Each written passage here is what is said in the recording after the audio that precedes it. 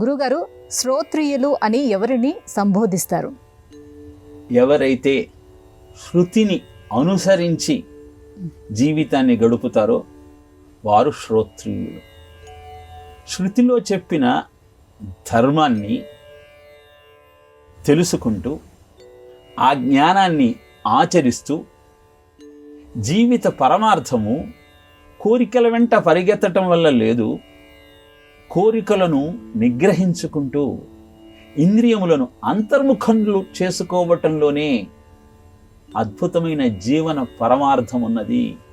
అదే నిజమైనటువంటి ఆనందము అని తెలుసుకుంటారో వారే శ్రోత్రియులుగా పిలువబడతారు.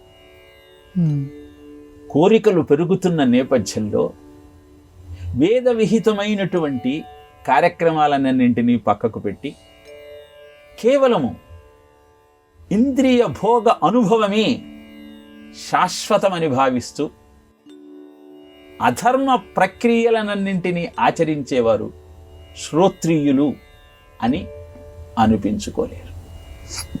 వేదోఖిల ధర్మమూలం, అన్ని ధర్మాలను తెలియజేసింది వేదమే. కనుక ధర్మాచరణకు అవసరమైనటువంటి విజ్ఞానమంతా వేదములో ఉన్నది అని త్రికరణ శుద్ధిగా నమ్మి ఆ విజ్ఞానాన్ని తెలుసుకొని ఆచరించేవారే శ్రోత్రియులుగా పిలువబడతారు. అలా వేద ధర్మాన్ని పాటిస్తూ జీవనాన్ని కొనసాగిస్తూ అద్భుతమైనటువంటి శ్రేయోపథంలో ముందుకు వెళ్ళే ప్రయత్నం చేయాలి. శ్రేయస్సు, ప్రేయస్సు. శ్రేయస్సు శుభాన్ని అందిస్తే ప్రేయస్సు సుఖాన్ని అందిస్తుంది. సుఖము క్షణికము, శుభము శాశ్వతం.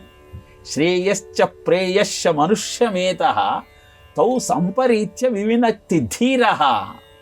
శ్రేయో హి ధీరోభి ప్రేయసో వృణీతే మందః ప్రేయః మందః యోగక్షేమాత్ వృణీతే అంటాడు నచికేతుడు కఠోపనిషత్తులో.